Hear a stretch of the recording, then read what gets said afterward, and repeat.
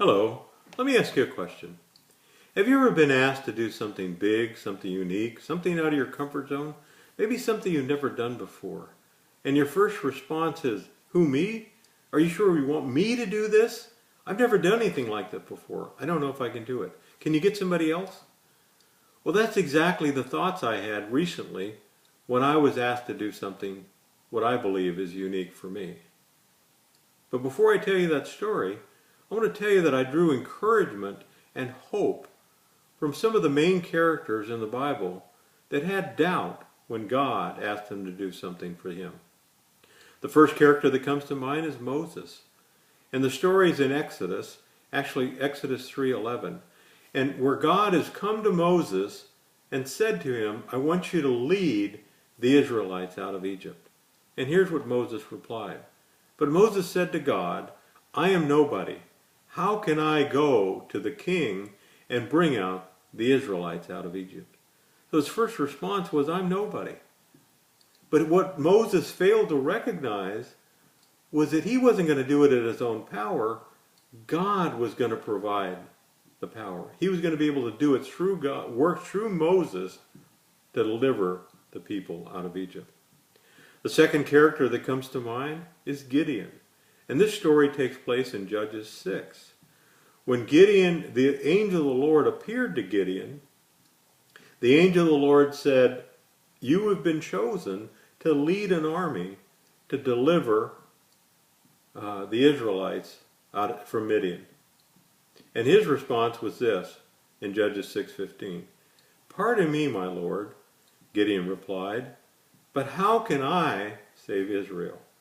My clan is the weakest in Manasseh, and I am the least of my family.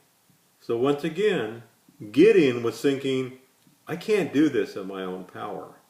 But he failed to recognize the power of God. Now, at the end of the story, he did trust God, and he was able to lead an army and deliver the people of Israel. The third character that comes to mind is the Apostle Paul. Now, in this story, in Acts 9:6, he's still referred to as Saul before God changed his name to Paul. And he is asked to serve God and to stop persecuting the Christians. And his response in Acts 9:6, so he, trembling and astonished, said, Lord, what do you want me to do?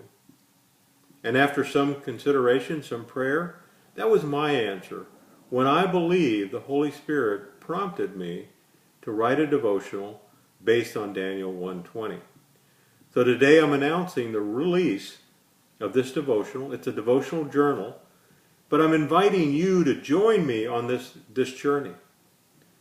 The whole concept is how can we have a greater, stronger walk with Jesus Christ.